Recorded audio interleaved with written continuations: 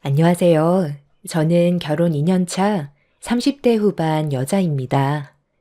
몇 달 뒤면 매년 찾아오는 추석 명절이 코앞으로 다가오다 보니 마트에서는 벌써부터 명절 선물을 한창 예약받고 있더라고요.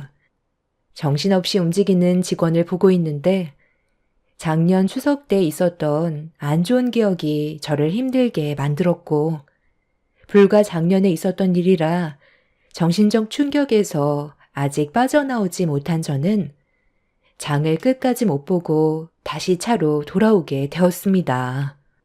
저를 걱정한 남편은 이미 끝난 일이라고 진정시켜 주었지만 그때의 기억이 머릿속에 떠오를 때면 눈물이 앞을 가릴 정도로 너무 힘이 들었어요.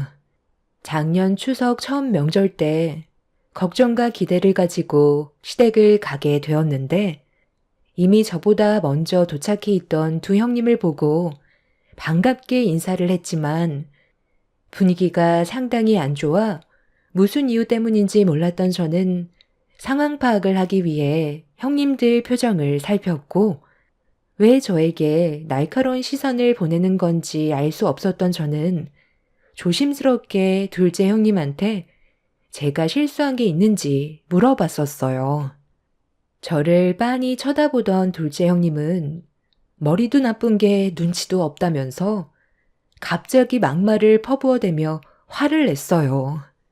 당황해서 아무 말도 못하고 있자 큰 형님이 자리에서 일어나더니 주방으로 들어갔고 둘째 형님이 서둘러 뒤따라 들어가자 저도 눈치를 보면서 들어갔는데 큰 형님이 손으로 가리키고 있는 곳을 보는 순간 입을 다물지 못했어요.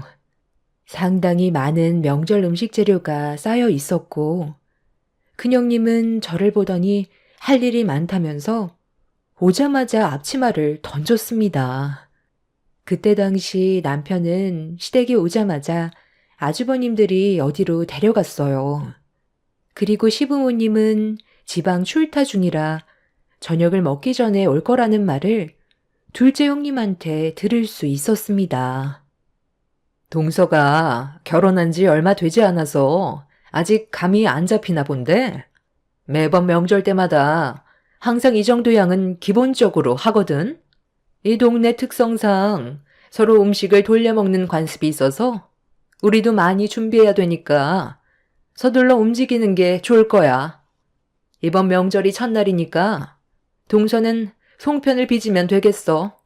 한 3,000개쯤 하면 동네 분들과 나눠 먹고 우리 가족들도 충분히 나눠 가질 수 있으니까 내가 말한 것보다 최대한 많이 준비해줘. 우리는 오늘 먹을 저녁 준비를 할 건데 불만 없지? 송편 빚는 거 어렵지 않잖아. 나는 이 집 며느리로 처음 들어왔을 때 동서보다 더 심했었어. 별거 아니니까 엄살 떨지 말고 내가 시키는 대로 톤 달지 말고 해. 오자마자 기강을 바로 잡아야 집안의 체계가 잡히는 거니까 막내로 들어왔으면 당연히 해야 되겠지? 내 말이 곧 법이라는 걸 잊지 마. 여긴 또 다른 사회라고. 형님 말만 잘 들으면 별 문제는 없겠지만 괜히 눈에 거슬리는 행동을 한다면 앞으로 피곤해지는 일들이 상당히 많아질 거야. 그러니까 이왕 하는 거 웃으면서 하는 게 좋겠지? 나는 어머님이 동서를 왜 며느리로 받아들였는지 아직까지 잘 모르겠는데 정말 이해 안 되는 건 요즘 개나 소나 대학 졸업장은 가지고 있을 텐데 고졸이라는 말에 얼마나 놀랐는지 몰라. 형님이랑 내가 대학 교수인 건 알지? 대화가 안 통하는 걸 떠나 섞이는 게 문제가 된다는 거야. 동서만 고졸이지 우리 집안 식구들 전부 다 대학은 나왔다고. 집안이 못 사는 것도 아니라던데 무슨 사정이라도 있었어? 고졸에서 멈춘 이유가 있을 거 아니야. 제가 하고 싶은 일을 하려고 고등학교까지만 졸업했는데 그게 잘못된 거라도 있는 건가요? 저는 지금까지 살면서 문제가 된다고 생각한 적 단 한 번도 없는데요. 형님들이 원하는 대학 교수 직업을 선택했던 것처럼 저 또한 제가 하고 싶은 사업하면서 원하는 삶을 살고 있는데 그게 그렇게 중요한가요? 요즘 시대에도 고졸, 대졸 따지는지 몰랐는데 제 주위에 대학 나온 애들만 봐도 전공을 살리기는커녕 본인이 하고 싶은 일이 아니라 먹고 살기 위해 어쩔 수 없이 다른 직업을 택하는 경우가 대부분이더라고요. 하지만 저는 고등학교 졸업하자마자 제가 원하는 사업을 했고, 대학 나온 애들보다 안정적으로 자리 잡아 잘 살면 그걸로 된 거 아닌가요? 형님들은 결혼 후 저를 어떻게 해서든 잡아먹으려고 이를 갈고 있었어요. 사회 경험이 많았던 저로선 형님들이 하는 행동을 보고 딱 알 수 있었죠. 송편을 3,000개나 만들라고 할 때부터 말이 안 되는 거였어요. 곧 저녁 준비를 해야 되는데 저 혼자 그 많은 양을 만든다는 건 무리가 있었고 제가 어떤 반응을 보일지 떠보려고 일부러 무리한 요구를 한다는 걸 알 수 있었습니다. 저는 더 이상 대학 교수인 형님들과 대화조차 섞고 싶지 않아 아무 말 없이 송편을 빚고 있었어요. 솔직히 까놓고 보면 시댁 집안에서 제가 제일 능력 좋고 훨씬 많은 돈을 벌고 있는데 형님들이 대학 운운하면서 무시하는 게 어이가 없었습니다. 잘난 사람일수록 오히려 숨기기 마련이지 잘난 척하는 사람들 보면 딱 거기까지밖에 없더라고요. 그렇다고 부러운 삶을 살고 있는 것도 아니죠. 형님들도 저보다 능력은 없는데 내세울 게 교수라는 직업 하나로 지식이 좀 많다는 걸 어필하고 싶어서 그런가 보다 생각하며 그런 행동들이 어쩔 때 보면 철없어 보여서 상대를 하지 않으려 했어요. 그런데 굽신거리면서 형님들한테 먼저 기어들어가지 않는 제가 마음에 안 들었던 형님들은 묵묵히 일하고 있는 저를 또다시 건들기 시작했어요. 송편 빚는 걸 어렸을 적 부모님과 잠깐 해본 이후 처음이라 이쁘게 만들지 못하고 있었는데 그걸 그냥 지나치지 못한 형님들은 또다시 저에게 말을 붙여왔고 제가 무시하면서 송편만 빚고 있자 기분이 상했는지 자기들 말 무시하냐면서 힘들게 만들어 올려놓은 송편 쟁반을 엎어버렸어요. 동서, 지금 내 말 무시하는 거야? 내가 방금 뭐라고 그랬어? 좀 더 신경 써서 만들라고 했잖아. 내 말이 안 이꼽게 들렸니? 나랑 한번 해보자는 거야? 송편 좀 제대로 만들라고 했던 게 그렇게 마음에 안 들었어? 그리고 왜 아까부터 계속 내 말을 무시하는 건데?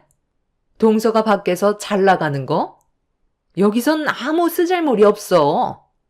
내 말을 안 들으면 앞으로 남은 인생이 힘들어질 뿐이라고. 좀 전에도 내가 분명 좋게 얘기했었는데 벌써 까먹은 거야? 붕어 대가리니? 고졸이라서 뒤돌면 까먹는 거냐고. 벙어리도 아니면서 왜 아무 말도 못해? 동서는 오늘 2층 보조주방에서 송편 3,000개 전부 다 만들지 못하면 내려올 생각 조금도 하지 마. 그러니까 알아서 기는 게 앞으로 생활하는데 편하다고 했잖아. 왜 이렇게 말귀를 못 알아들어? 고생을 사서 하는 거 보니 동서도 참 답답하다.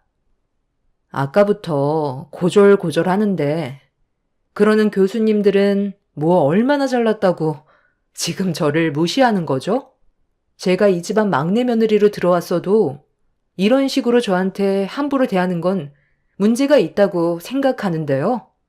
왜 그러는지 충분히 이해하고 있으니까 그만해요. 제가 형님들 대우를 안 해줬나요? 시키는 거 묵묵히 하고 있고 물어보는 질문엔 조심하려고 입도 뻥끗 안 하고 있는데 뭐가 그리 마음에 안 들어서 저를 막대하는 건데요? 저 감당할 수 있겠어요? 제 말이 끝남과 동시에 첫째 형님은 옆에 있던 소쿠리로 갑자기 제 머리를 내리쳤어요. 형님이 하는 말에 불만을 가졌다며 화를 가라앉히지 못하고 있었고, 저는 첫째 형님한테 머리를 한 대 맞고 어이가 없어서 헛웃음까지 나왔습니다. 아무리 생각해봐도 이건 정말 아닌 것 같았거든요. 결혼하고 나서 첫 명절이었고 모든 것들이 어색한 건 당연한데 고졸이라는 이유 하나로 저를 막대하는 형님들의 행동들 때문에 속에서 화가 끓고 있었습니다. 곧 저녁 식사 시간이고 시부모님이 들어올 시간이라 더 큰 일을 만들고 싶지 않아 송편 빚는 재료를 가지고 아무 말 없이 2층 보조 주방으로 올라갔어요. 송편을 3,000개 만들 생각은 애초부터 없었고 그날 하루 한 끼 먹을 양만큼만 만들어둘 생각이었습니다. 그냥 무시하고 싶었어요. 사업 때문에 많이 피곤한 상태라 형님들과 섞이고 싶지 않았습니다. 소쿠리로 제 머리를 내려친 건 나중에 명절이 끝나고 죄를 물을 생각이었고 저에게 첫 명절인 만큼 최대한 좋게 끝내고 싶었어요. 하지만 이건 오로지 제 생각이었을 뿐 두 형님들은 그날 나를 잡은 건지 저를 뒤따라와 집안이 떠나갈 정도로 소리를 지르면서 고졸 주제에 자기를 무시한다며 골프채를 들고 올라왔어요. 야, 너는 내 말이 우습니? 나이도 한참 어린 게 어디서 지금 불만 섞인 표정으로 집안 분위기를 망치고 있어? 내가 아까 뭐라고 그랬어? 내 말이 곧 법이라고 했는데 네가 감히 나를 무시하고 자리에서 먼저 일어나? 그래도 첫 명절이라 긴장을 많이 했을까 봐 좋게 대해주려 했는데 동서 태도를 봤을 땐 말로 하는 것보단 매로 해결을 해야 될 것 같네. 못 배웠으면 맞아서라도 배워야지. 오늘 바로 잡지 않으면 앞으로가 상당히 힘들어질 것 같거든. 그래서 지금 들고 있는 골프채로 뭘 어떻게 하려고요? 저한테 휘두르게요? 아니, 대학 교수라는 사람이 생각이 그렇게 없어요? 그걸 저한테 휘두르면 제가 가만히 있을 것 같아요? 지금 달고 있는 교수직 내려놓고 싶은가 봐요? 요즘 사업 운영이 너무 바빠서 정신이 없이 살다 보니 힘들어서 좀 쉬고 싶었는데 잘 됐네요. 그냥 쉬는 건 돈이 안 되기 때문에 쉬지 못하고 있었는데 이번에 땡값도 받으면서 쉴 수 있게 해주겠다니 저로선 너무 감사한데요? 형님이 그런 깊은 뜻이 있는 줄 정말 몰랐어요. 왜 머뭇거리세요? 형님이 잃을 게 너무 많을 것 같아서 머뭇거리고 있는 것 같은데 그런 각오도 없이 골프채 들고 온 거예요? 어머, 동서. 지금 형님한테 그게 무슨 말버릇이야? 그냥 죄송하다는 말 한마디 끝나는 건데 왜 일을 이렇게 크게 만들어? 서로 좋게 지내면 되는 거잖아. 참 웃긴 게 한국 문화는 이게 잘못됐어요. 막내 며느리로 들어왔으면 무조건 형님들 말에 따라야 하는 거고 뭐든 죄송하다고 굽신거리면서 살아야 되는 거예요? 요즘 시대가 어떤 시대인데 누가 예전처럼 자기 의사표현도 하지 않고 온갖 상처 다 받아가면서 시키는 일 묵묵히 하고 있겠어요. 이 집안에서만 막내 며느리지 밖에선 저도 대표 소리 들으면서 대우받으며 살아간다고요. 그리고 대학 교수나 됐으면 배울 거 다 배운 양반들일 텐데 애들 소꿉장난도 아니고 이게 지금 뭐 하는 짓이죠? 고졸 나왔으면 무시당하는 게 당연한 거고 대학 나왔으면 대우를 받아야 된다고요? 교수부터가 그런 생각을 가지고 있는데 학교에서 애들이 뭘 보고 배우겠어요? 적어도 사람의 인격을 무시하는 행동을 해선 안 되는 거 아니에요? 그 학교 학생들이 정말 불쌍하네요. 여기가 군대도 아니고 기강을 잡아야 된다는 말부터가 어이가 없어요. 그냥 서로 좋게 웃으면서 잘 지내면 얼마나 좋아요? 이렇게 서로 얼굴 붉히고 있다가 시부모님 오시면 집안 분위기 감당할 수 있겠어요?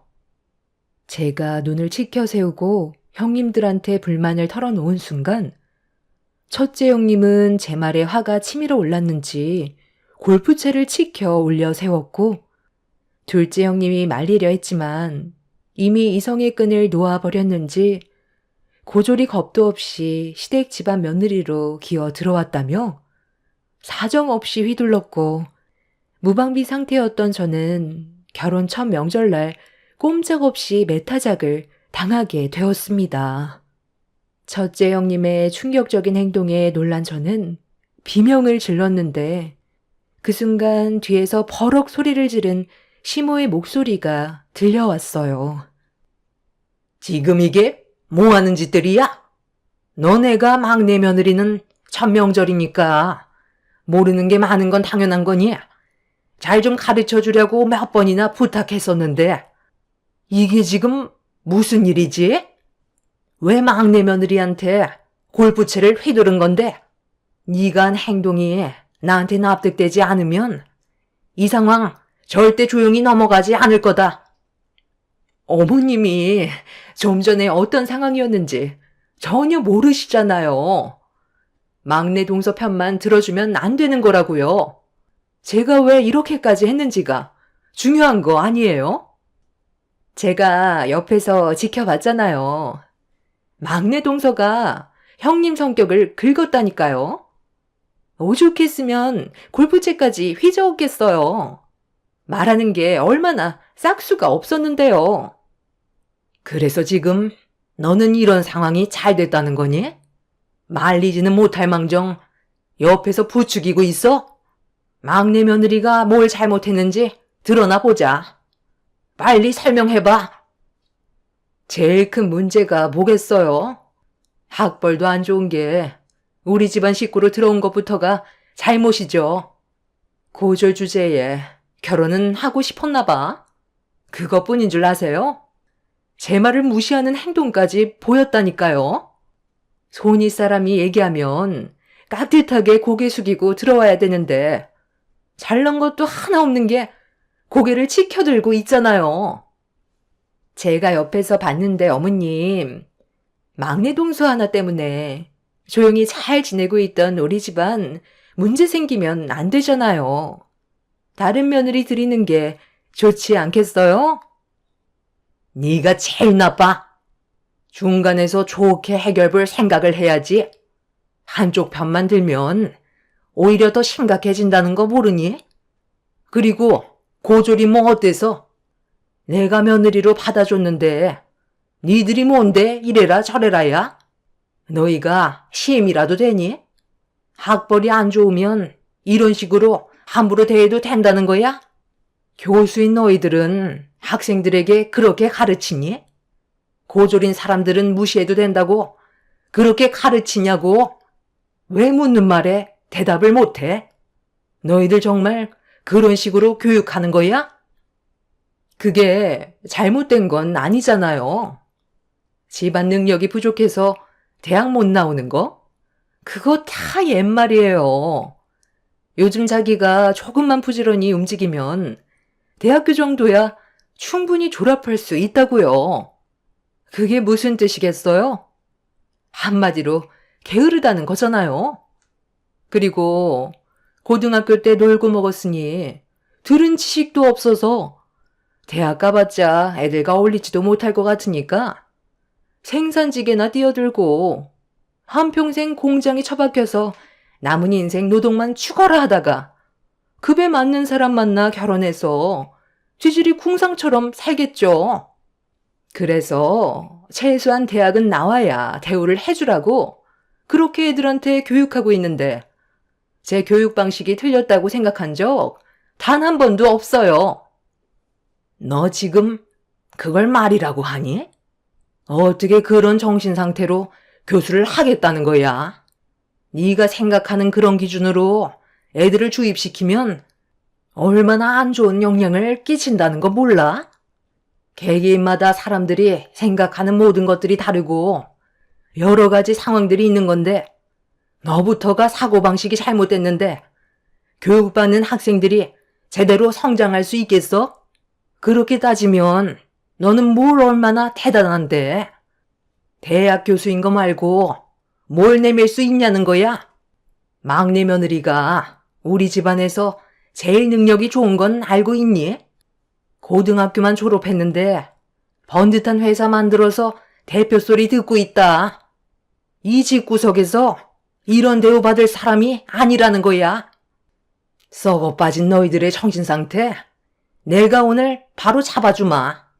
너희들 당장 따라 나와.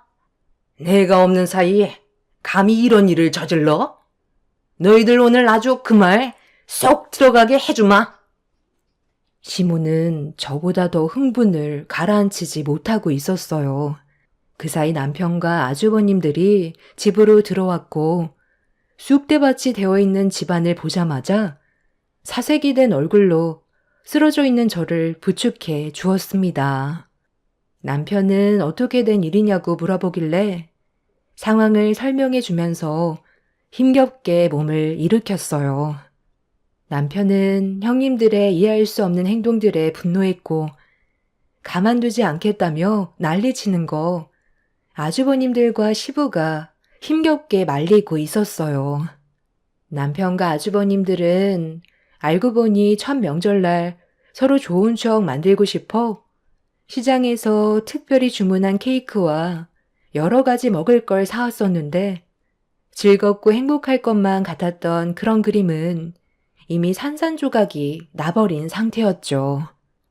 시모는 형님들을 데리고 뒷마당으로 가더니 소농장에 멈춰 세웠어요.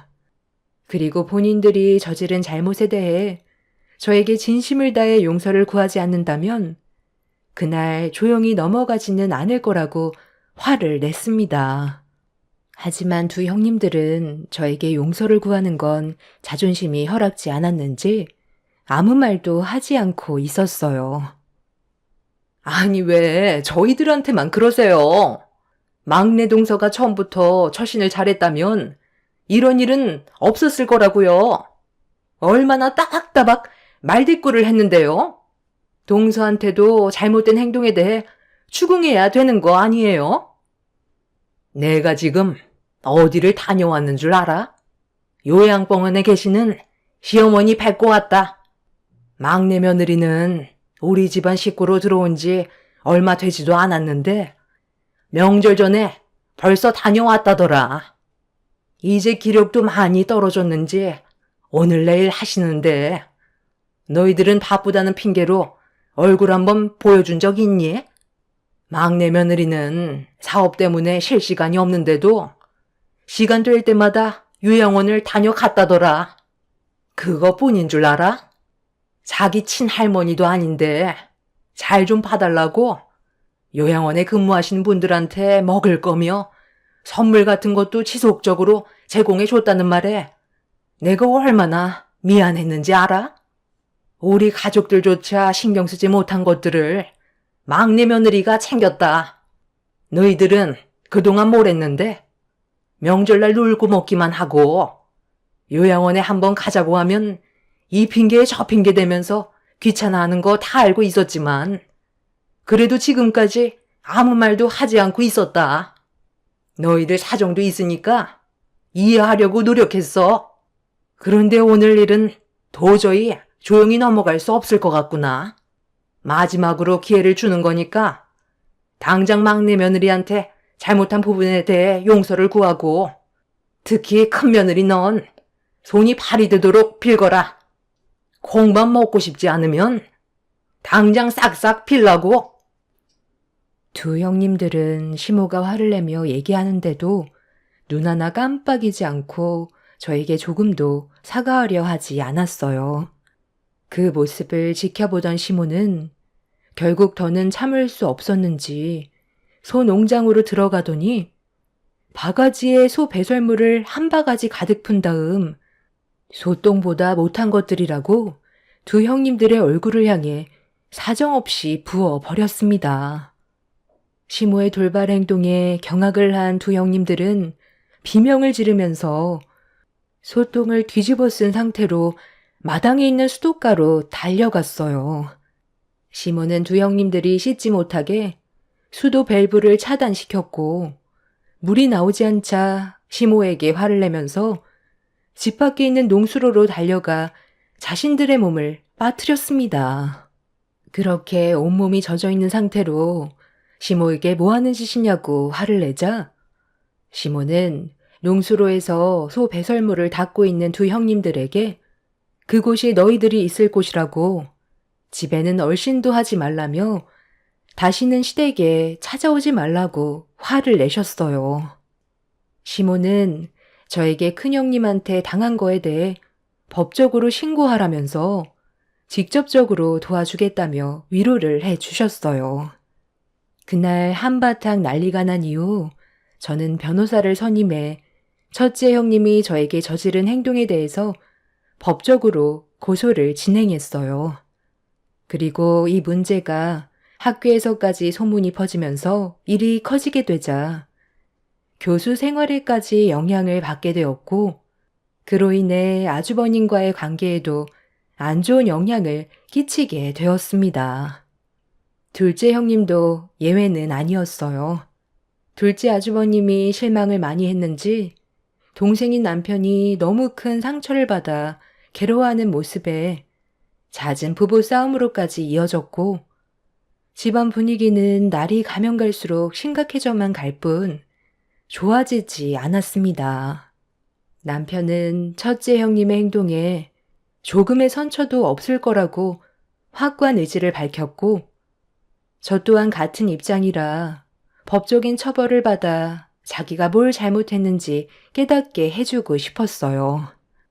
자식들도 있으면서 본이 되는 모습을 보여줘야 하는데 그렇지 못한 행동들은 차후에 아이들에게까지 안 좋은 영향을 끼치게 되는 건 안 봐도 뻔하기 때문에 상황이 악화가 되더라도 확실하게 짚고 넘어가야 했었죠. 그렇게 저희 부부가 밀어붙이자 그제서야 자신의 인생에 심각한 문제가 생기게 될 거라는 걸 인지했는지 합의를 하기 위해 저희 집에 찾아왔어요. 둘째 형님도 아주버님과 이혼 얘기까지 나오면서 문제가 커지게 되자 좋게 해결하고 싶어서 왔다며 같이 찾아와 본인들의 잘못을 인정하고 있었습니다. 동서, 내가 그땐 정말 미안했어. 내가 솔직하게 얘기할게. 동서는 고졸인데 사업에 성공을 내서 잘 나가는 모습을 보니까 그냥 배가 아팠어. 내 성격상 남이 잘 되는 모습을 별로 좋아하지 않거든. 그런데 어머님이 동서만 챙겨주는 모습들이 너무 질투가 나는 거야. 고졸 주제에 사업도 성공했고 어머님한테까지 인정받은 그런 모습들이 비교가 되기 시작하니까 그냥 얼굴만 보기만 해도 싫게 느껴지더라고. 그래서 동서를 괴롭히고 싶었고 상처를 주고 싶었던 거야. 그런데 그런 것조차 내 마음대로 안 되니까 나도 모르게 화가 치밀더라고. 결국 해선 안 될 행동으로 동서한테 상처를 줬지만 앞으로 내가 잘하면 되잖아. 우리 관계 충분히 좋아질 수 있다고 생각해. 시작은 안 좋았지만 앞으로 살아갈 날이 더 많잖아. 그러니까 한 번만 용서해주면 안 되겠어? 나 대학 교수야. 콩밥 먹는 순간 교수 생활 끝이라고. 어떻게 고개를 들고 다닐 수가 있겠어? 소문이 얼마나 안 좋은지 동서도 잘 알잖아. 동서는 마음도 넓고 배려심도 많으니까 한 번만 기회를 주면 안 될까? 내가 어떻게 하면 믿어줄래? 원하는 거 말만 해. 동서가 시키는 거 다 할게. 평생 등 돌리고 살 건 아니잖아.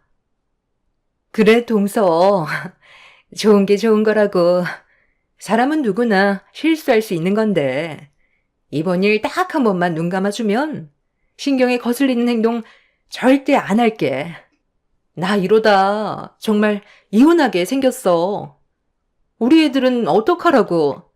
엄마 없는 아이 만들 거야? 나도 동서가 잘 나가는 모습이 샘나서 그랬던 거지. 별다른 뜻은 없었다고. 두 형님들은 저희 집에 찾아와 좋게 해결보길 간절히 원했지만 제가 받은 상처가 너무 컸던 터라 그 자리에서 형님들의 잘못을 덮어주기란 힘이 들었어요. 그리고 남편이 워낙 심각하게 나와서 좋게 해결 볼 수 있는 상황은 아니었죠. 거기에다가 저희 부부만 이 문제에 개입이 되어 있는 게 아닌 시부모님도 화가 많이 나신 상태라 단시간에 모든 게 정리가 될 수는 없었어요. 제 결정이 제일 큰 부분을 차지하겠지만 한 번 받은 상처는 쉽게 아물지 않았습니다. 샤워할 때 보면 몸에 남아있는 그때의 상처들이 저를 정신적으로 너무 힘들게 만들었거든요. 결국 첫째 형님은 예정대로 고소를 진행하게 되었고 둘째 형님은 아주버님한테 이혼만큼은 절대 안 된다고 매달려서 현재 벌거 중에 있습니다. 첫째 형님은 현재 징역 1년 6개월을 선고받았어요. 그때 당시 몰랐었는데 제 몸에 새 생명이 자라고 있다는 걸 뒤늦게 알 수 있었고 이 사실을 알게 된 이후 첫째 형님의 형 집행이 더 길게 나오게 되었죠. 큰 아주버님도 정신적인 충격이 상당했는지 현재 이혼을 준비하고 있습니다. 아이들한테도 좋은 영향을 끼치지 못할 것 같아 이혼하는 쪽으로 거의 기울게 된 것 같아요. 아마 출소하면 바로 서류에 도장 찍고 갈라설 것 같네요. 이제 얼마 남지 않은 추석 연휴 어떻게 보내야 할지 모르겠어요. 시댁에 가면 작년에 있었던 일들이 떠올라 많이 힘들까봐 고민 중에 있습니다. 아직 2달 남았으니 좀 더 생각해 보려고요. 지금은 태어난 지 얼마 안 된 건강한 제 아들한테만 신경 쓰려 합니다. 시간이 지나면 제 아픈 기억들도 머릿속에서 어느 정도 정리가 되겠죠. 다 똑같은 사람인데 학벌이나 집안 문제로 차별하는 그런 일은 더 이상 없었으면 좋겠어요. 여러분들의 가정에는 서로 배려하고 아끼면서 행복한 가정을 유지하셨으면 좋겠습니다. 제 사연 들어주셔서 감사합니다. 안녕하세요. 저는 오늘 10년의 시간을 함께했던 시어머니에 대해 여러분들과 대화를 좀 나누고 싶어 사연을 신청하게 된 40대 중반 여자입니다. 사람이 나이가 들면 세상을 떠나야 된다는 건 불변 없는 당연한 이치겠지만 그 과정이 2번은 겪고 싶지 않을 만큼 정신적인 고통이 상당합니다. 사랑하는 사람이 세상을 떠나면 남아있는 사람은 추억을 먹고 산다고 하잖아요. 저 또한 시모가 떠나고 난 이후 지금까지 함께했던 좋은 추억들을 떠올리며 쳇바퀴처럼 반복되는 현실 속에 열심히 살아가고 있습니다. 시모가 돌아가신 지 벌써 2년의 시간이 흘렀는데 사연을 신청하게 된 건 시댁 집안에 남아있는 가족들 때문입니다. 철판도 두껍지 내칠 땐 언제고 이제 와서 저를 찾는 이유는 돈이었어요. 당연히 도와줄 필요가 없기 때문에 전부 돌려보냈지만 느낌이 좋지는 않습니다. 괜히 불이익을 당하게 될까봐 앞으로 어떻게 해야 할지 고민 중에 있어요. 시댁 집안이 처음부터 문제가 있던 건 아니었어요. 시모의 건강이 악화가 되면서부터 집안의 균열이 무너지기 시작했습니다. 누군가 시모를 살펴드려야 할 상황이었는데 다들 바쁘다는 핑계로 함께 지내는 걸 거부했었어요. 장남인 남편이 싫다고 하자 밑에 줄줄이 둘째, 셋째 신우 또한 시모를 받아주려 하지 않았습니다. 집안의 가장인 남편이 당연히 시모를 보살펴 드려야 하는 게 맞는 건데 함께 지내는 게 불편하다는 이유로 신우들한테 떠밀듯 시모를 보내려 하고 있었습니다. 그래서 남편의 행동을 이해할 수 없어 한마디 할 수밖에 없었어요. 당신이 뭔 상관이야? 괜히 쓸데없이 나서지 말고 가만히 있어. 이게 지금 얼마나 피곤한 일인지 알아? 동생들이 알아서 하게 놔두면 된다니까. 어떻게 모른 척 할 수가 있어. 어머님이 어떤 상태인지 뻔히 알면서 지금 그런 말이 나와? 췌장암에 암세포가 간에까지 전이가 된 상황인데 걱정도 안 되는 거냐고. 곧 병원 치료 받을 건데 우리 집에 있을 필요는 없잖아. 병실 입원할 때까지 동생들한테 봐달라고 했으니까 걱정 안 해도 된다니까. 당신 5년 전에 아버님 돌아가셨을 때 뭐라고 그랬어? 어머님 몸 건강히 잘 보살펴 드린다고 걱정하지 말라면서 약속하지 않았어? 아버님은 당신을 믿고 편하게 눈을 감으셨는데 지금 하는 짓을 봐봐. 집안의 장남이라는 사람이 금전적으로 도움이 필요할 때만 어머님한테 찾아가서 돈만 뜯어냈지. 건강은 어떠신지 조금도 관심 가지려 하지 않았잖아. 어머님이 여태 얼마나 애지중지 손주들까지 돌봐주셨어. 그거 알면 이렇게 냉정하게 못하지. 남편은 본인이 뭘 잘못하고 있는지 전혀 인지하지 못하고 있길래 따끔하게 한마디 했는데 그걸 듣기 싫다며 저에게도 상처되는 말을 거침없이 뱉어댔어요. 결국 그날 서로는 좋지 않은 감정으로 대화가 끝이 났고 남편의 강압으로 인해 시모는 입원하기 며칠간 신우들이 모시는 걸로 결정을 하게 되었습니다. 그렇게 신우들의 집에서 번갈아 지내다가 입원할 병원을 결정해 치료를 받기 위해 병실로 옮기게 되었는데 이번엔 또 다른 문제가 서로의 신경을 건드렸어요. 오빠가 엄마한테 받아간 재산이 제일 많잖아. 그러니까 오빠가 대신 병원비 좀 납부해주면 안 되는 거야? 알아보니까 엄마가 가진 돈 전부 오빠가 가져갔다면서? 며칠간 우리 집 제공해줬을 때 도와준 거 하나 없으면 이번만큼은 오빠가 나서줘야지. 여유가 있는 사람이 해야 되는 게 당연한 거라고. 내가 가장이니까 많이 받는 건 당연한 거지. 그리고 지금 상당히 어이없는 게 뭔 줄 알아? 네가 나한테 꼭 한 푼도 안 받은 사람처럼 말한다는 거야. 재산 나눠 가질 때 누가 제일 심하게 난리를 쳤더라. 네가 어떻게 해서든 좀 더 많이 가져가려고 한바탕 소란을 피웠었잖아. 그때 기억 안 나? 아버지는 너희들 재산 똑같이 나눠주려 했는데 네가 둘째라고 좀 더 가져가야 한다며 아버지한테 온갖 상처 다 준 뒤에 귀엽고 좀 더 뜯어가지 않았어? 받을 만큼 받아갔으면 군소리 하지 말고 어머니 임종날까지 옆이나 지켜줘. 나 이번에 개업한 식당에 모든 걸 다 걸었던 거 알고 있지? 망하게 된다면 길거리 나앉게 된다고. 차라리 오빠 식당 망했으면 좋겠네. 말만 장남이지. 집안을 위해서 하는 거 하나 없잖아. 그러니까 당연히 망해야지. 도와주지 않을 거면 나타나지도 마. 네가 원한다면 그렇게 해줄 수 있어. 나는 뭐 저 노인네 얼굴 보고 싶은 줄 알아? 나아준 분이니까 그래도 할 도리 하려고 자리 지키고 있는 거야. 당신 정말 정신 나갔어? 나중에 후회할 일 만들고 싶어? 좀 작게 얘기해. 어머님 다 들으시겠다고. 이번엔 당신 양보해서 병원비 좀 더 내드려. 삼남매는 췌장암으로 고생하고 있는 시모를 서로 살펴주지 않겠다며 계속 미루는데 정말 기분이 좋지 않더라고요.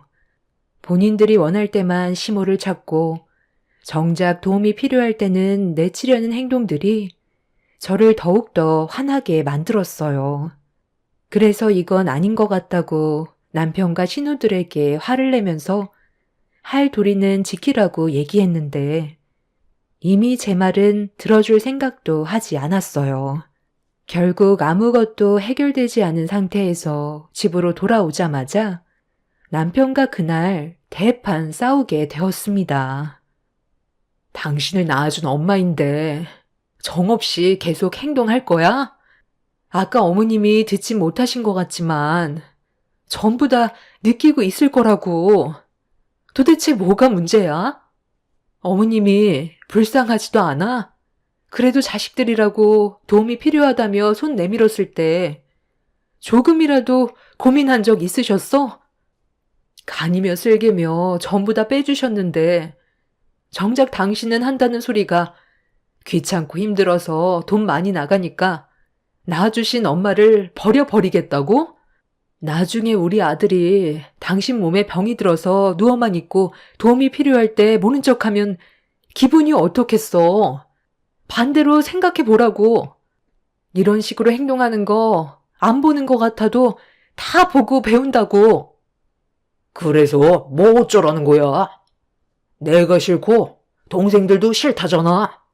그럼 당신이 옆에서 살펴주던지. 나는 더는 볼 필요 없어. 가진 게 있어야 부모인 거지. 이제 빈 껍데기밖에 안 남았는데 더 이상 받아먹을 것도 없잖아. 돈 그거 얼마 되지도 않는 거 나눠주면 뭐해? 병 걸려서 살아보겠다고 입원해 버리면 다시 우리한테 준 돈 토해내라는 거잖아. 췌장암 진단 받았을 때 내 가슴이 철렁 내려앉더라. 엄마가 아파서 걱정이 되는 게 아닌 앞으로 돈 나갈 생각하니까 그것 때문에 짜증이 올라왔었다고. 그래서 내가 보험 하나 들어두라는 거 그 돈도 아끼겠다고 했다가 결국 이거 봐봐. 내 말 안 들어서 큰돈 나가게 생겼는데 속이 안 터지겠어? 나는 일절 냉전 한 푼 도와줄 생각 조금도 없으니까 더 이상 쓸데없는 얘기 하지 마. 식당 오픈해서 바빠 죽겠는데 나보고 엄마 병수발까지 들라고? 나중에 후회하지 마. 어머님 세상 떠나고 나면 보고 싶어도 더는 얼굴 볼 수 없어. 우리 가족한테 얼마나 잘해주셨는데 당신이 이러는 거 죄를 짓는 거라고. 네가 못해드리는 거 생각나서 그러는 거 아니야? 장인 장모님 한날 한시에 세상 떠나서 더는 얼굴 볼 수도 없으니까 그것 때문에 나한테 그러는 거 아니냐고. 남편은 제가 어떤 아픔을 겪고 있는지 알면서 절대 해선 안 될 말을 입 밖으로 꺼냈어요. 예전에 남편과 결혼식을 올리자마자 부모님께서 집으로 돌아가시는 길에 사고를 당하셔서 한동안 몇 년간 정말 힘들었었어요. 마음의 준비도 없이 너무 갑작스럽게 세상을 떠나시는 바람에 충격에서 벗어나지 못하고 있었는데 그때 당시 제 아픔을 어루만져 주신 분이 시부모님이셨어요. 잘해드린 건 하나도 생각이 안 나고 못해드린 것만 머릿속에 남아 힘겨워하고 있었을 때 제 옆에서 위로를 해주신 시부모님 덕분에 겨우 이겨낼 수 있었습니다. 시부모님은 제 친부모님이나 다름없을 정도로 정말 가까운 사이가 되었고 저에게 진심으로 다가와 주셔서 많이 의지하며 살아갔었는데 시부가 떠나시고 시모마저 세상을 떠날 준비를 하시게 되니 제 마음이 말이 아니었습니다. 그런데 집안의 장남이라는 놈은 자기를 낳아준 엄마를 귀찮아하고 심스럽게만 생각하는 그런 행동들이 저를 너무 실망스럽게 만들었어요. 당연히 좋은 말이 나갈 수 없게 되면서 부부 관계에도 금이 가기 시작했습니다. 결국 각자 하고 싶은 대로 하기로 결정을 하게 되면서 시모 곁에는 제가 있었고 삼남매는 오히려 잘 됐다면서 아예 두 손을 놔버렸습니다. 괜찮다. 자식이라는 게 원래 다 그래. 평생을 퍼줘도 모자란다고 끝도 없이 바라는 게 자식이다. 내가 지금 와서 다 큰애들 붙잡아 놓고 서운하다는 말을 해봤자 뭐가 달라지겠어. 본인들 불만만 털어놓겠지. 부모가 아무리 잘해줘도 자식들은 서운한 것만 생각하게 되거든. 길어야 1, 2년이라는데 그때까지 주변 정리하고 남은 시간 그래도 좋은 생각만 하고 가련다. 아직 이 세상에 미련이 남아있지만 내 몸이 이런데 어쩌겠니. 현실을 받아들이고 살아야지. 어머님, 안 좋은 생각만 가지지 말고 좋은 생각만 하세요. 그래야 건강을 되찾을 수 있어요. 이대로 먼저 가시면 저는 어떻게 하라고요. 저는 아직 마음의 준비가 되어 있지 않은데 아버님 떠나시고 어머님까지 가시면 앞으로 누굴 의지하면서 살아갈 수 있겠어요. 요즘 그이가 저에게 얼마나 많은 실망을 안겨주는데요. 시모는 저에게 미안하다면서 자식이라는 게 마음처럼 되지 않는다고 자기 아들 때문에 속 썩고 있는 거에 대해 사과를 하셨습니다. 저는 그런 말을 들으려고 했던 게 아니었는데 시모는 자식 잘못 키운 건 부모 잘못이라면서 앞으로 제가 남편과 함께 살아가는데 어려움이 많이 겪게 될까봐 걱정을 하셨습니다. 암은 스트레스가 제일 좋지 않다고 들었는데 시모도 삼남매 때문에 상당히 힘들어하고 있었습니다. 삼남매는 억지로 서로 돈을 쪼개서 시모의 치료비를 지원했지만 그마저도 얼마 가지 못해 더는 못 내겠다며 막내 신우가 들고 일어서자 둘째 신우도 치료비가 너무 부담스럽다면서 더는 못하겠다고 등을 돌려버렸어요. 그러자 남편이 버럭 화를 내더니 혼자서 모든 걸 감당할 수 없다며 또다시 집안 싸움이 시작이 되었습니다. 신우들도 결혼을 해서 아이를 낳고 키우다 보니 금전적으로 부담을 느낄 수 있는 건 당연한 거지만 그래도 다들 먹고 살 만큼 충분히 벌고 있으면서 너무 싫은 내색을 한다는 게 제 기분을 안 좋게 만들었어요. 혼자서 감당하라는 것도 아니고 서로 나눠서 병원비 충당하면 그렇게 부담스러울 정도의 돈도 아닌데 그것도 내기 싫은 거예요? 그럼 그냥 어머님 산속에 고려장하고 오면 되겠네요. 어쩜 자식들이 하나같이 똑같을 수가 있어요? 당신이 이런 건 알아서 이끌어 가야 하는 거 아니야? 언제까지 이렇게 살아갈 건데? 희망도 없는 미래에 돈을 쓰고 있는데 당연히 아깝지 안 아깝겠어? 차라리 그냥 엄마한테 연명치료 거부하시라고 말씀드려야 되겠다. 어차피 췌장암 그거 가망 없다며. 다른 암도 아니고 췌장암이 고치기 제일 힘들다던데 자식들까지 힘들게 만들 필요 없잖아. 연명치료 그만하고 세상 떠날 준비나 하시라 해. 보자 하니까 못하는 말이 없어. 당신 마음 충분히 알았으니까 그 더러운 주둥이 그만 놀리고 내 눈앞에서 사라져. 너처럼 인간 쓰레기랑 더는 살고 싶지 않아. 그래서 지금 이혼이라도 하겠다는 거야? 우리 엄마가 귀엽고 사고를 치는구만. 본인 몸 하나 제대로 간수 못해서 아들이 힘들게 꾸려온 가정까지 깨버리다니. 정말 대단하신 분인 것 같네. 몇 년 그거 좀 더 살아보겠다고 자식 등골 빠지게 만들어 놓고 이제 이혼까지 하게 만드네. 엄마 때문에 저 이혼하게 생겼어요. 아휴, 그만들 해라. 더 이상 치료 안 받을 테니까 이제 그만 좀 싸워. 엄마가 지금까지 살면서 너희들한테 바란 게 뭐가 있어? 해달라는 거 다 해주면서 너희 아버지랑 악착같이 살아왔었고 행복하게 살아보려고 발버둥 쳤는데 서로 의지하지 않고 싸우는 모습만 보고 있으니 너희들을 괜히 낳은 것 같아 너무 후회스럽다. 엄마는 서로 어려운 상황일수록 지혜롭게 헤쳐나가길 바라고 있었는데 가족들 간의 분열이 일어나는 걸 보니 내가 지금까지 무엇을 위해 힘들게 살아왔나 싶다. 다 필요 없으니까 당장 나가. 다시는 내 앞에 나타나지 마라. 예며느라, 미안한데 태원 수족 좀 밟아줘라. 그만 집에 들어가서 쉬고 싶구나. 아니요, 그렇게 할 필요 없어요. 다들 다시는 병원에 찾아오지도 마. 내가 알아서 어머님 보살펴 드릴 테니까 병원에 발도 들이지 말라고. 당신이랑 나는 정말 끝이야. 내 마음 변하지 않을 거니까 내일 당장 이혼 서류에 도장 찍으러 가야 할 거야. 어차피 우리 둘 이런 감정으로 어머님 세상 떠나시면 같이 못 살아. 그건 당신이 더 잘 알지 않아? 지금 우리는 아무 사이도 아니야. 당신의 그 이기적인 행동이 가정의 불화를 만든 건데 왜 어머님 탓으로 돌려? 아가씨들도 정말 그러는 거 아니에요.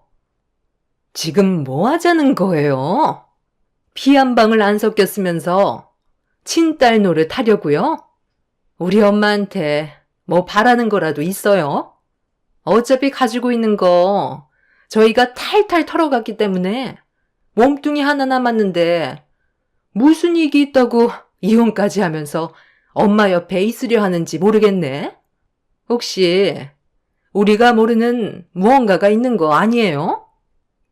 더는 듣고 싶지 않아 남편과 두 신우를 밖으로 쫓아내 버렸어요.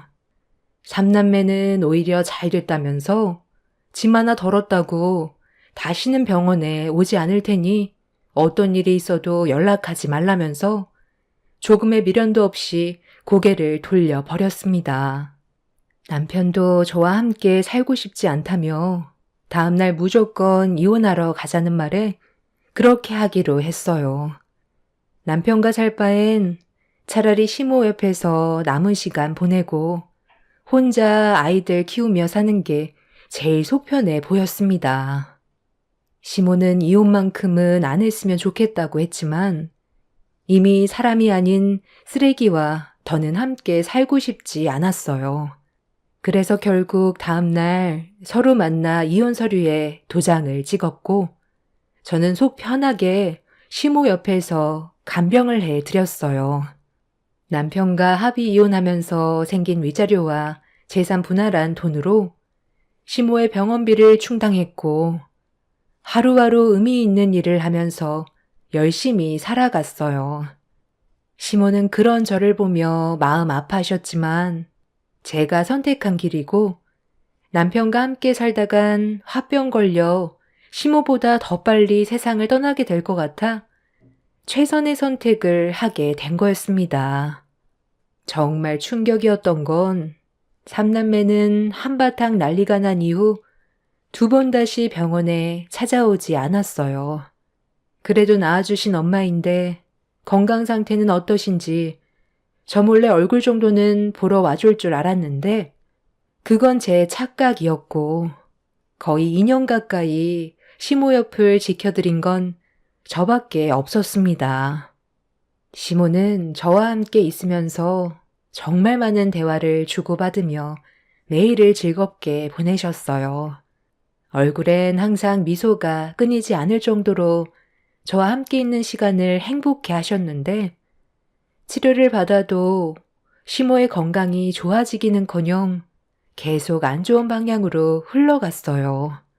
그렇게 의사가 말한 최대 2년이라는 시간을 꽉 채우게 된 시모는 급격하게 건강이 안 좋아지셨어요. 의사는 시모의 몸 상태를 확인하고 며칠 못 버티실 거라는 진단을 하셨습니다. 그리고 시모의 임종이 얼마 남지 않았다는 말을 들었을 때 저희 부모님이 세상을 떠나셨던 기억이 떠올라 너무 마음이 안 좋았고 그때부터 시모 곁에서 계속 간병해 드렸습니다. 시간이 갈수록 맥박과 혈압은 떨어졌다 올랐다를 반복했고 이런 상황들이 두려운 나머지 남편한테 전화를 걸었습니다. 이혼하고 단 한 번도 찾아오지 않았던 남편한테 처음으로 전화를 했었죠. 남편은 시모가 떠날 것 같다는 말에 알겠다면서 전화를 끊었고, 저는 시모의 손을 잡으면서 좀 더 버텨보라며 아직 할 말이 많다고 이대로 떠나지 말아달라고 숨만 헐떡거리는 시모를 보며 눈물을 흘렸어요. 옆에 있던 간호사분은 저를 딸로 착각할 정도로 시모가 저와 함께 있고 싶어 하는 것 같다면서 잘 버티고 있으니 희망을 놓지 말라며 계속 말을 걸어달라고 했어요.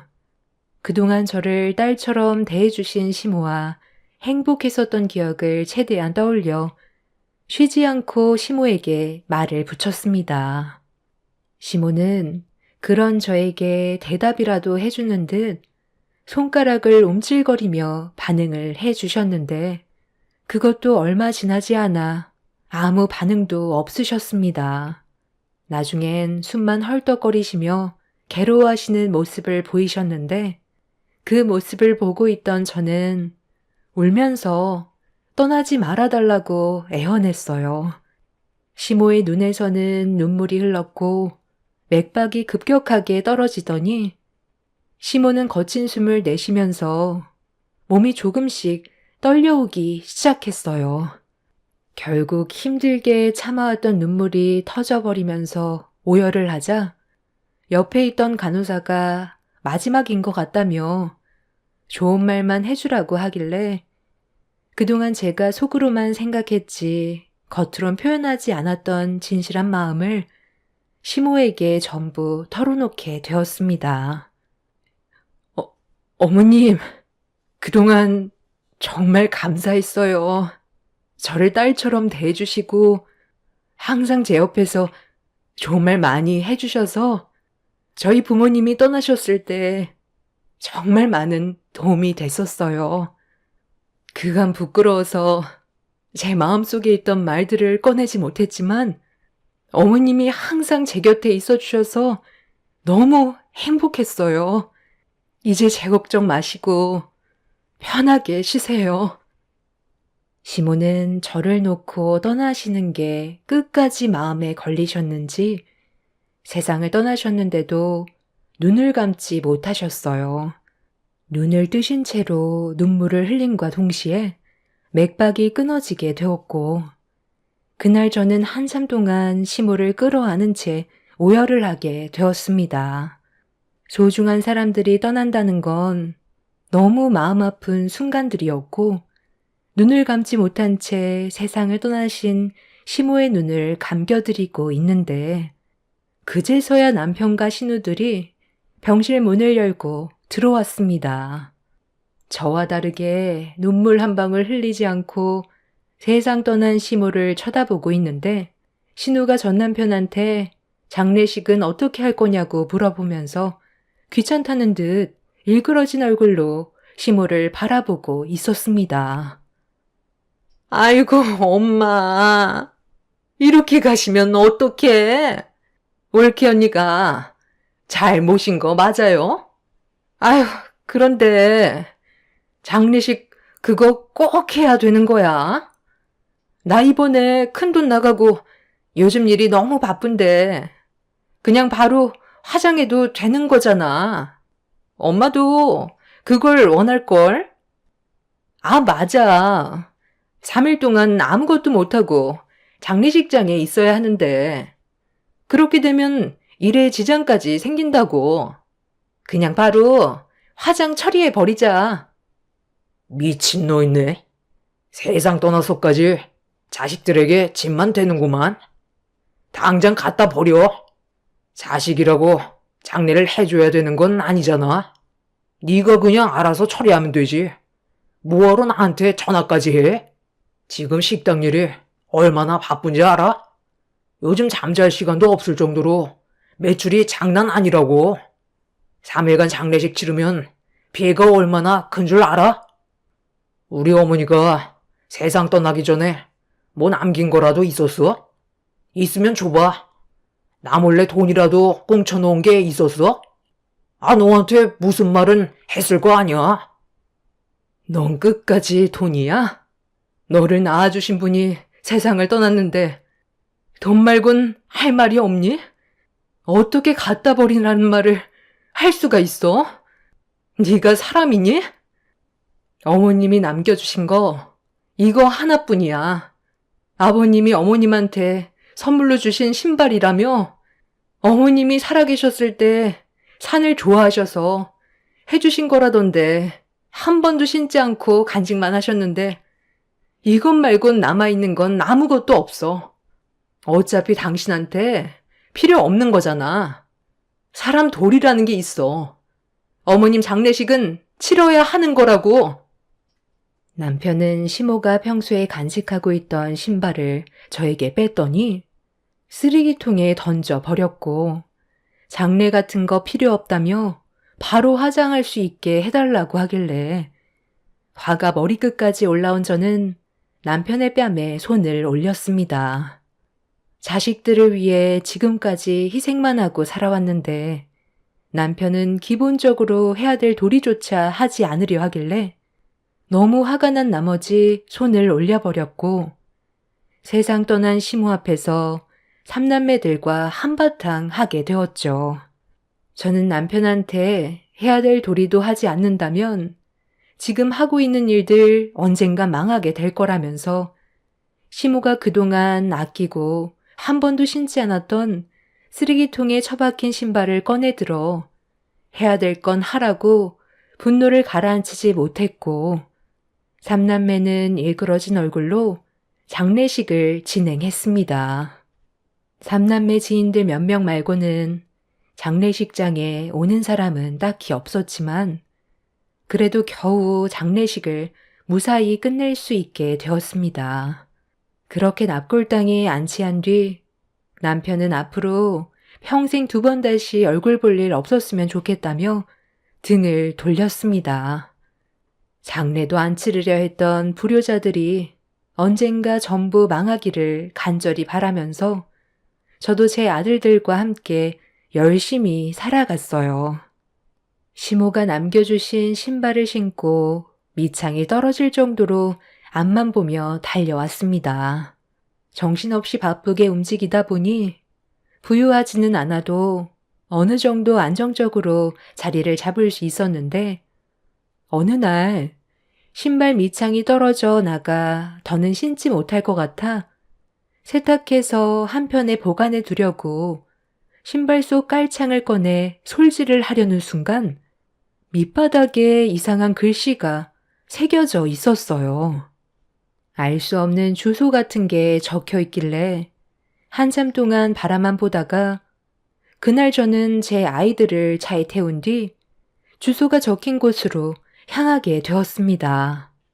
깔창 밑에 주소가 적혀 있을 거라곤 전혀 상상조차 하지 못했었는데 시모가 신발을 고이 간직하고 있었던 이유가 목적지에 있을 것 같아 한참을 달려 도착을 하니 허름한 창고 하나가 눈에 들어왔어요.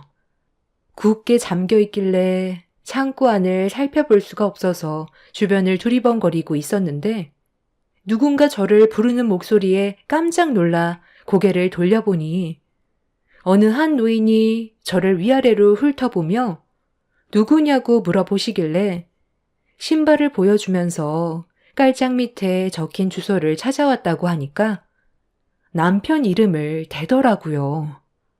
그리고 저는 그동안 전혀 알지 못했던 충격적인 말을 들을 수 있게 되었고 노인은 저에게 창고 열쇠를 건네 주었습니다.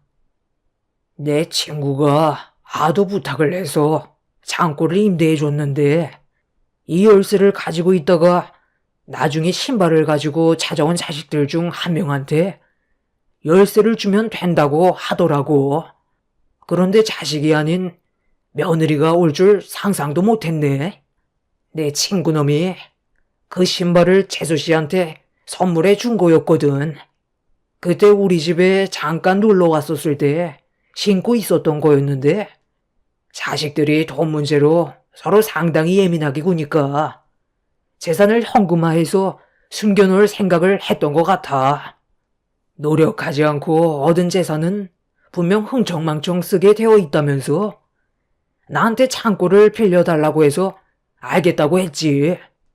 나야 산 사람이라 돈에는 전혀 욕심이 없고 내 둘도 없는 친구의 부탁인데 어쩌겠어. 그때 아마 내 친구의 몸 상태가 별로 안 좋았었을걸.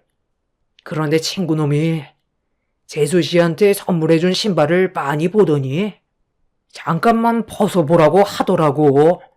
그리고 깔장 밑에 우리 집 주소를 적는 거야. 나중에 재수 씨가 신발을 자식들한테 내밀었을 때 가져가 밑창 떨어지게 열심히 뛰어 일한 한 명은 신발을 세탁하기 위해 깔장을 빼게 될 테고, 그렇게 되면 적혀있던 주소를 확인하게 되니 그 재산을 노력한 사람만 가지게 되는 걸로 계획을 하게 된 것 같아. 그런데 내가 3명의 자식들의 얼굴을 알고 있어서 그 중에 한 명이 올 줄 알았는데 며느리가 오게 될 거라곤 상상도 못했네. 어찌됐든 이 열쇠 받고 안에 있는 물건 가지고 가면 될 거요. 그럼 재수씨 자식들은 그 신발을 받지 않았다는 거야? 어떻게 된 영문인진 모르겠지만 그쪽이 열심히 두 발로 뛰고 살아온 결과에 대한 보상이니 받는 건 당연한 거요. 저는 생각지도 못한 말을 듣게 되었고, 시모가 왜 신발을 악착같이 가지고 있었는지 그제서야 이해를 할 수가 있었습니다. 시모는 3명의 자식들에게 남겨져 있던 재산을 주고 싶지 않았던 거였고, 세상 떠나기 직전 저에게 신발을 주시면서 아끼지 말고 신으라며 열심히 뛰면서 살다 보면 좋은 날이 올 거라고 했던 말이 머릿속으로 스쳐 지나가게 되었죠. 그렇게 창고 문을 열게 되니 그곳엔 가방 하나가 눈에 보였고, 안에 있던 내용물을 확인한 순간 입을 다물지 못했습니다. 그 안에는 5만 원짜리 지폐가 묶음으로 가득 채워져 있었어요. 상상을 초월한 일이 펼쳐지게 되었고, 무거운 가방을 들어 창고로 나왔는데 아버님 친구분은 이미 다른 곳으로 가셨는지 더는 보이지 않았습니다. 저는 그날 그 가방을 가지고 집으로 돌아와 어떻게 해야 할지 몰라 고민을 할 수밖에 없었어요. 너무 큰 돈이라 감당이 안 될 정도였죠. 한 묶음당 500만 원이었는데 총 100개가 들어 있었습니다. 5억의 돈이 들어오게 될 거라곤 전혀 예상하지 못했던 터라 고민이 많았었는데, 얼마 뒤 남편과 신우들이 저희 집으로 찾아왔어요. 가진 것도 없었던 저에게 찾아온 이유는 돈을 빌리기 위해 온 거였죠. 전 남편이 식당이 대박이 나게 되자 신우들도 하던 일 전부 그만두고 전 남편의 도움을 받아 무리하게 식당을 차리게 되었는데, 몇 년간 전염병 문제로 인해 식당이 막대한 피해를 받게 되었고, 폐업까지 하게 되면서 막대한 빚과 길거리에 나앉게 될 상황이 오게 되자 지푸라기라도 잡는 심정으로 저에게 찾아온 거였습니다. 저에게 5억이라는 돈이 들어온 상태라 떨리는 목소리로 빌려줄 돈은 없다고 다시는 찾아오지 말라며 쫓아보냈지만, 거짓말을 하지 못하는 저로선 또다시 찾아오게 되면 어떻게 해야 할지 모르겠더라고요. 그래서 현재 이사를 준비 중에 있습니다. 시부모님이 남겨두신 재산, 불효자인 그놈들에게 주고 싶지 않아요. 그런데 나중에 이 사실을 알게 된다면 법적으로 문제가 생길 것 같아 가방에 고이 모셔두기만 했지 아직까지 꺼내지 않고 있습니다. 제 돈이 아니라서 더 그런 것 같아요. 차라리 사회에 기부하는 게 속 편할까요? 시모가 저에게 신발을 줬을 때 이 재산을 저에게 준 거나 다름없지만, 시모의 자식들이 이 사실을 알게 된다면 분명 법적으로 소송을 걸겠죠. 깔창 밑에 적혀있던 주소는 저만 알고 있기 때문에 그놈들이 알 수는 없겠지만 불안한 건 어쩔 수 없는 것 같습니다. 이런 상황 속에 제가 어떻게 하면 좋을지 모르겠어요. 시모가 주신 재산이니 그냥 속 편하게 제 아들들과 앞으로의 미래를 위해 쓰면 되는 건가요? 여러분들의 의견이 필요할 것 같아요. 앞으로 조용히 살면 되겠지만 마음이 편하지 않아서 많이 불편합니다. 제 삶에 도움이 되는 돈이 들어왔는데 기분이 좋은 건 아니네요. 여러분들의 의견을 적극 반영해서 앞으로의 삶에 계획을 세우는 게 좋을 것 같아 이렇게 사연을 신청하게 되었습니다. 그놈들에게 돈이 들어가는 건 절대 원하지 않아요. 제 사연 들어주신 분들의 삶에도 언제나 좋은 일만 가득하셨으면 좋겠어요. 열심히 살다 보면 그에 따른 보상이 뒤따르는 건 당연한 것 같습니다. 오늘따라 돌아가신 시모가 많이 그립네요. 모든 분들 장마철 건강 유의하세요. 감사합니다. 안녕하세요. 저는 현재 남편과 이혼을 한 지 한 달 된 40대 초반 여자입니다. 지금도 그날 겪었던 충격적인 일로 인해 정신과 치료를 받고 있을 정도로 힘겨운 삶을 살아가고 있습니다. 사람은 자신이 원하는 걸 얻기 위해선 무슨 짓이든 다 할 수 있다는 걸 이번 일을 통해 확실하게 알 수 있었어요. 여러분들께서도 아마 제 사연을 듣게 되신다면 전혀 예상하지 못한 전 남편의 행동에 엄청난 충격을 받게 되실 테고 제가 왜 이혼을 했는지 이해하실 것 같습니다. 저희 부부관계에 문제가 생기기 시작한 건 6개월 전부터였어요.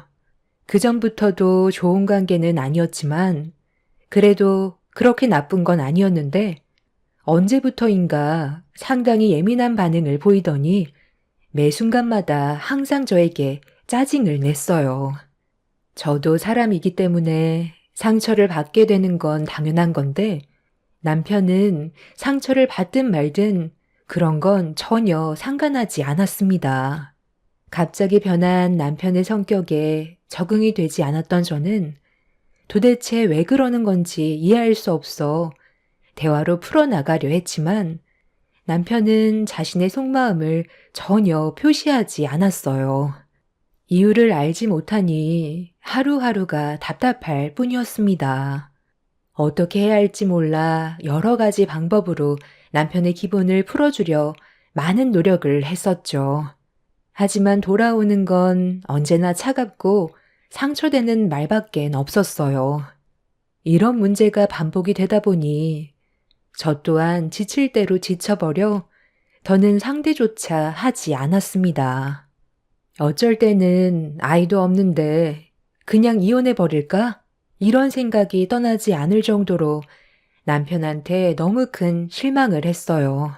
이런 심각한 부부관계에 제가 버틸 수 있었던 건 시모가 항상 저를 딸처럼 대해주셔서 남편이 서운하게 해도 그냥 넘길 수 있었습니다. 하지만 날이 가면 갈수록 남편의 지나친 행동은 저를 점점 지치게 만들었어요. 결국 이 문제로 인해 시모 옆에서 대판 싸우게 되었고 제 입에서 이혼 얘기까지 나와 버렸습니다. 차라리 당신이랑 이혼하는 게 좋겠어. 나 이렇게는 도저히 못 살아. 요즘 나를 왜 못 잡아먹어서 안달인데? 잘못한 것도 없는 나한테 화를 내는 이유가 뭐야? 네가 그냥 내 옆에 있는 거 자체가 짜증이 나는 걸 어떻게 아냐? 너도 싫고 병들어 움직이지 못하는 우리 엄마도 짜증이 난다고. 도대체 언제까지 이렇게 살아야 되는지 모르겠어. 정말 지긋지긋하다고. 너는 하는 행동 모든 게 답답하고 엄마는 맨날 죽겠다는 소리를 입에 달고 있으니 내 기분이 어떻겠어? 어머님이 건강이 안 좋으시니까 당연한 거지. 그리고 어머님이 이렇게 된 게 누구 때문인데? 네가 술을 마셔도 적당히만 먹었으면 이런 일은 없었을 거라고. 몸조차 가누지 못할 정도로 퍼마시고 집으로 걸어오다가 아들 걱정된다고 밖에서 한참 동안 기다리신 어머님이 술 취한 너를 발견하고 서둘러 걸어갔는데 달려오는 차와 부딪힐 뻔했던 거, 어머님이 뛰어들어서 네가 목숨을 건질 수 있었던 거 기억 안 나? 그런데 방금 뭐라고 그랬어? 너를 낳아주고 목숨까지 구해줬는데 병들어서 짜증이 난다고? 정말 제정신이 아니구나. 어머님, 다리 저렇게 된 거 평생 잘못을 뉘우치며 살아도 모자랄 판에 어디서 큰 소리야? 내가 언제 구해달라고 그랬어? 엄마가 자의적으로 선택해서 일이 이렇게 된 것뿐이잖아. 그래서 뭐 어쩌라는 건데? 이미 한쪽 다리 없는 거 내 다리라도 떼서 붙여주면 되는 거야? 나는 엄마가 이 세상에서 하루빨리 사라져줬으면 좋겠어. 엄마 때문에 되는 일도 하나 없다고. 차라리 그때 그냥 떠나지 그랬어. 저는 더는 남편의 버릇없는 행동을 들어줄 수가 없어 시모가 보는 앞에서 얼굴에 손을 올려버렸어요. 뺨을 맞게 된 남편은 본인도 화가 치밀었는지 제 뺨에 손을 올렸고 상황이 심각해지자 시모는 힘든 몸으로 남편한테 기어가 발목을 잡은 뒤 눈물을 흘리시면서 나중에 후회하지 말고 저한테 잘해야 된다며 괴로워하셨습니다. 교통사고로 인해 시모는 한쪽 발을 잃게 된 이후 함께 생활하게 됐었는데 여러 가지로 불편한 점들이 많아지게 되자 남편은 그런 삶이 싫었는지 불만은 날이 갈수록 더 심해지고 있었어요. 서로 계속 얼굴을 붉힌다면 결국 남는 건 상처밖에 없기 때문에 저와 시모는 최대한 좋게 지내려고 정말 많은 노력을 했었지만 달라지는 것도 없었죠.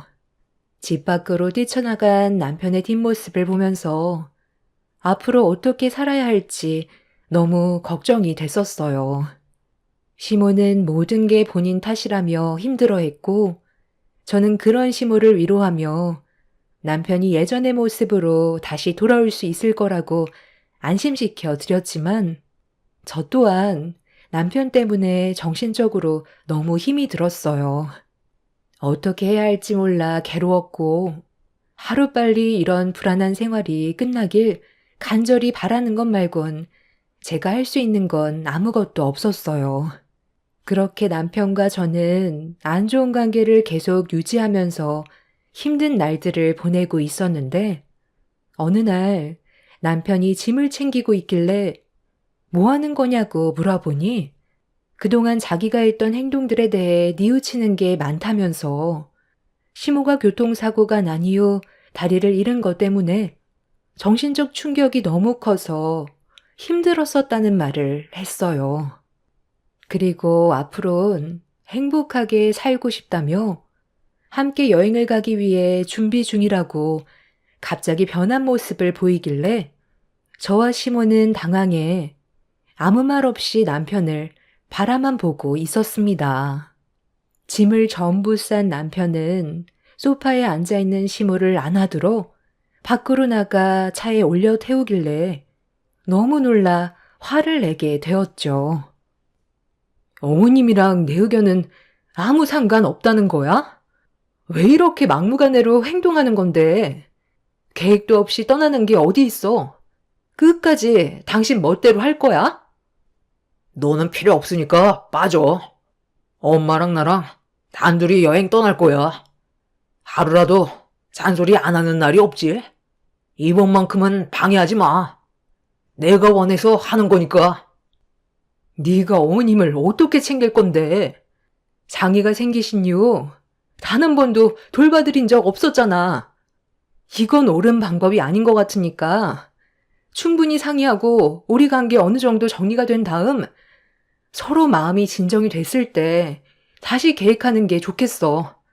어머님도 이런 기분으로 여행을 떠나고 싶어 하실 것 같아? 제발 내일에 방해 좀 하지 마. 엄마랑 여행 좀 가겠다는데 네가 뭔 상관이야? 그동안 너무 못해드린 것 같아. 바람 좀 쐬러 가는 것뿐이라고. 남편은 차문을 잡고 있는 저를 밀친 뒤 출발을 했고 그 모습을 바라만 볼 수밖에 없었습니다. 시몬은 저에게 걱정하지 말라면서 문자 한 통을 보냈습니다. 다리가 불편하시기 때문에 옆에서 계속 신경 써드려야 하는데 남편이 시모를 잘 보살펴 드릴 수 있을지 너무 걱정이 많았어요. 저는 시모에게 도착하시는 대로 목적지가 어딘지 알려달라고 부탁을 했어요. 그렇게 시모와 문자로 대화를 주고받고 있었는데 어느 순간부터 연락이 되지 않더라고요. 그리고 뒤이어 남편한테 모자지간 즐거운 시간 보내다 들어갈 거니까 더 이상 연락하지 말라는 문자 한 통 남긴 채 더는 소식이 없었습니다. 남편과 시모가 걱정이 돼서 전화를 해봤지만 핸드폰은 꺼져 있었고 그렇게 며칠 동안 연락 두절인 상태로 불안한 마음을 가지고 시모와 남편이 하루빨리 집으로 무사히 돌아오길 기다리고 있었는데 늦은 저녁 깜빡 잠이 들었던 상태에서 남편한테 갑자기 전화가 왔어요. 그동안 연락 한 통 없던 사람이 갑자기 전화를 했길래 너무 놀라 급하게 통화 버튼을 눌렀는데 수화기에서 들려오는 소리는 남편의 울음소리였고 오열을 하면서 병원이라며 시모가 세상을 떠났다는 믿을 수 없는 충격적인 말을 꺼내 놓았습니다. 사실이 아니라고 믿고 싶었는지 몇 번이나 남편한테 되물었고 병원의 위치를 알려주길래 서둘러 택시를 타고 급하게 병원으로 향했어요. 전혀 상상하지 못했던 일들이 눈앞에 펼쳐져 진정이 되지 않고 있었습니다. 그렇게 병원을 도착해 남편이 알려준 위치로 찾아가니 오열하는 목소리가 들리길래 서둘러 걸음을 옮겼습니다. 그리고 눈앞에 펼쳐진 광경을 보는 순간 저 또한 그 자리에서 주저앉을 수밖에 없었어요. 하얀 천으로 뒤덮여 있는 시모를 보게 되었고 형체를 알아볼 수 없을 만큼 온몸이 화상을 입은 상태로 굳어져 있었습니다. 떨리는 목소리로 남편한테 어떻게 된 거냐고 물어볼 수밖에 없었어요. 지금 이게 어떻게 된 거야? 분명 최대한 조심히 다녀오라고 했었잖아. 그런데 왜 갑자기 어머님이 세상을 떠나게 된 거냐고. 어떻게 차가 화재로 덮일 수 있냐는 거야. 모르겠어. 내리막길에 잠깐 차를 세워놨었는데 볼일을 보고 돌아왔는데 차가 기둥을 부딪힌 상태로 화재가 나고 있었어. 나도 지금의 상황을 믿을 수 없는데 왜 화를 내고 그래? 엄마랑 좋은 시간 보내고 있었고 기분 좋게 집으로 돌아오는 길이었다고. 화재로 뒤덮인 차량을 나 혼자 해결할 수가 없어. 119에 도움을 요청했었는데 불길이 너무 커져서 진압하는데도 상당히 오랜 시간이 걸렸었어. 얼굴을 못 알아볼 정도로 온몸이 녹아내렸고 손을 쓸 수 없었던 나 자신이 너무 한심스러웠어. 전부 내 탓이야. 당신 말을 들었더라면 이런 일도 생기지 않았을 텐데 괜히 고집 부려서 내 손으로 엄마를 떠나게 만든 거라고. 그러니까 나중에 같이 가자고 했잖아. 당신 기분 내키는 대로 움직이니까 이런 사고가 터진 거 아니야. 내가 옆에 있어줬어 봐. 이런 일은 전혀 일어나지 않았다고. 남편은 주저앉아 오열을 하면서 괴로워하고 있었어요. 남편을 원망한다고 시간을 되돌릴 수도 없었던 상태라 저 또한 너무 큰 충격을 받아 맨정신으로 버티는 게 너무 힘이 들었어요. 결국 남편의 생각 없는 행동으로 인해 얻게 된 결과로 시모는 세상을 떠나게 되었고 그렇게 장례식을 진행하게 되었습니다. 경찰은 단순 사고사로 처리를 했지만 저는 남편이 다리를 잃은 시모가 짐스럽게 느껴져 사고사를 위장해 세상을 떠나도록 치밀한 범죄를 저질렀다는 의심을 떨쳐버릴 수가 없었어요.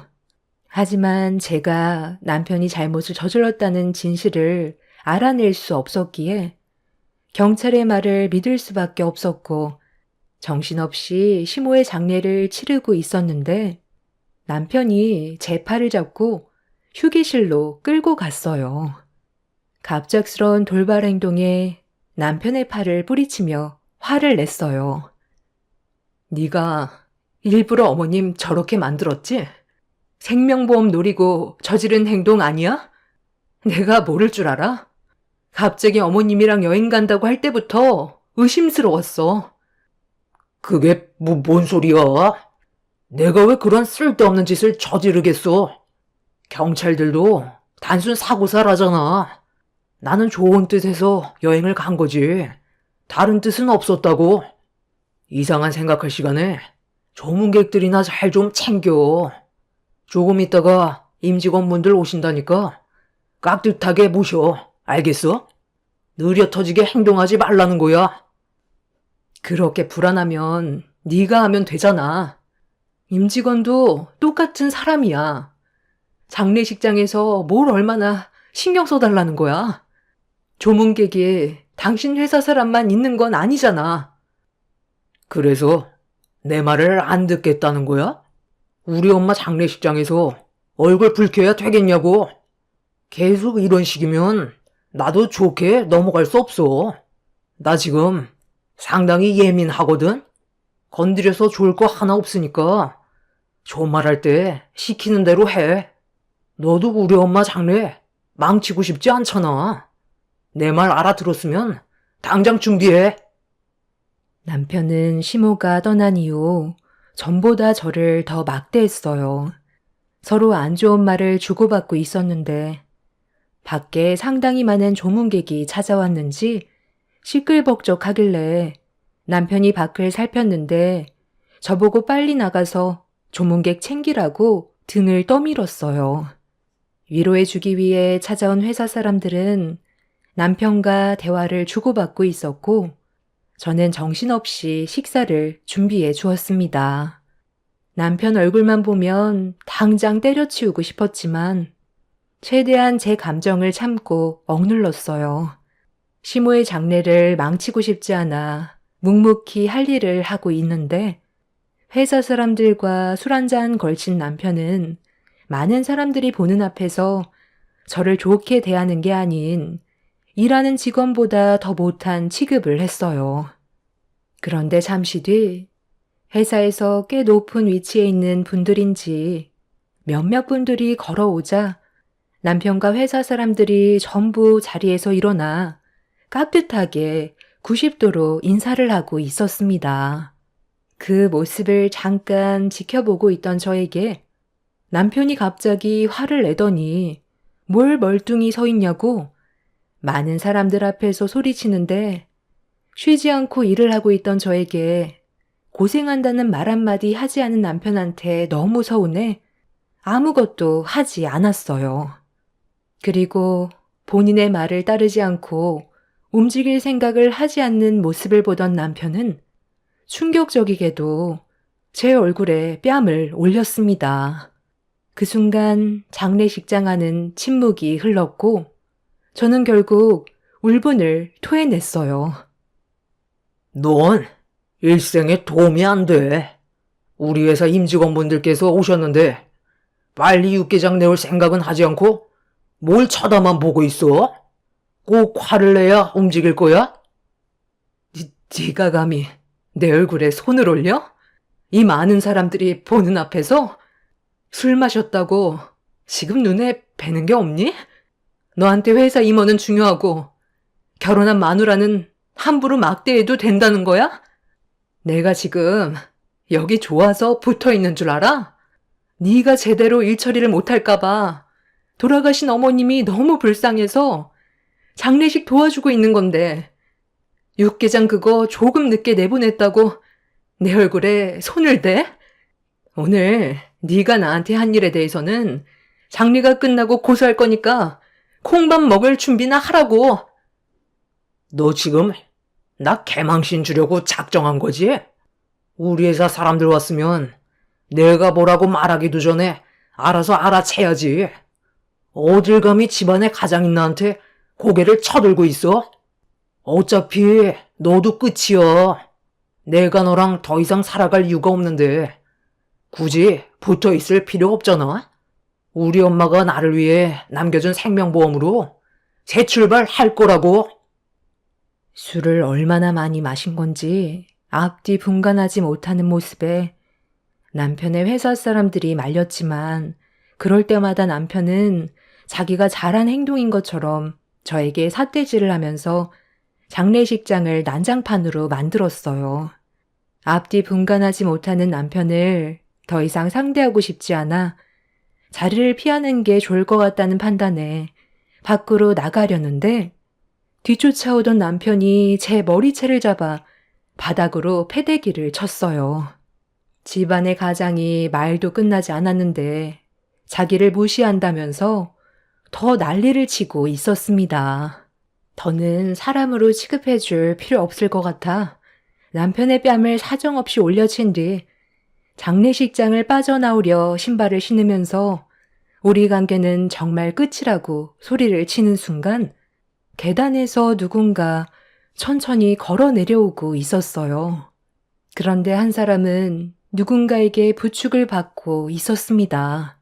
그 광경을 제 두 눈으로 목격하자마자 입을 다물지 못했고 장례식장 안에 있던 많은 사람들은 수군거리기 시작했습니다.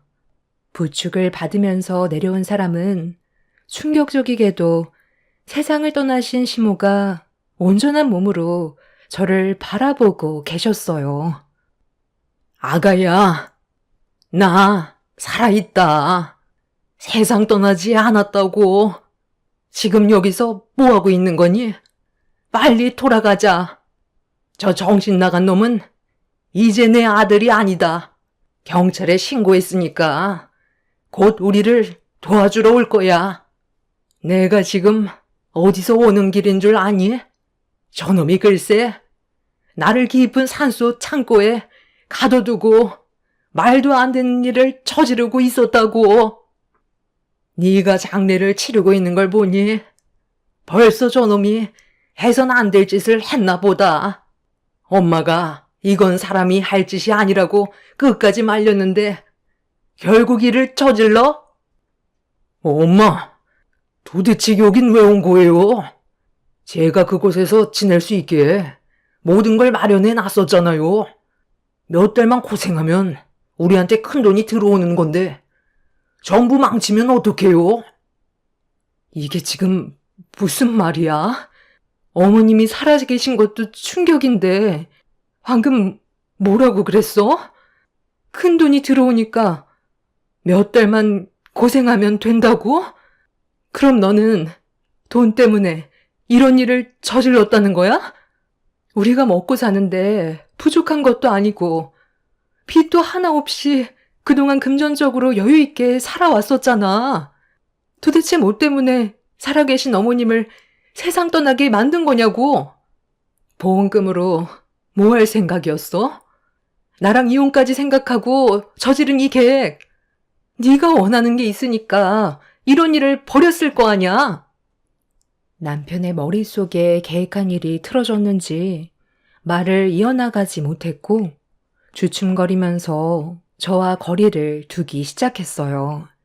남편이 도망을 치려 하자 시모를 부축해 주고 있던 한 사람이 남편을 붙잡으라고 지시를 내렸고 같은 회사에 소속되어 있는 높은 분이었는지 그분의 한마디에 많은 직원들은 남편을 에워싸 붙잡고 있었습니다.